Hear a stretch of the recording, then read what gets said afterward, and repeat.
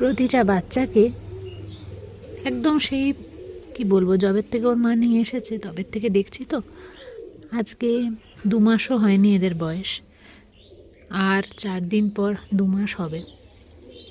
তাই কি বলবো, আমার ভীষণ মনটা খারাপ হয়ে গেল শুনে। যদি এই ডোডোকে নিতে চায় বলো তো, ওর মুখটা দেখো। আর তার থেকেও বড় কথা, আমার একদম ইচ্ছা নেই। আমি এর আগের বারও তো 3টে বাচ্চা হয়েছিল, একটাকেও দিইনি, ইচ্ছা নেই গো। কিন্তু এই ডোডোকে দেব না এই পাশে আমার পমকে দেব, কেমনভাবে রাখবে কে জানে। আর ওরা একা একা থাকলে থাকতেও পারবে না, ভীষণ ভীষণ ভীষণ চিৎকার করবে। কেমনভাবে রাখবে, যত্ন নেবে কি না কে জানে।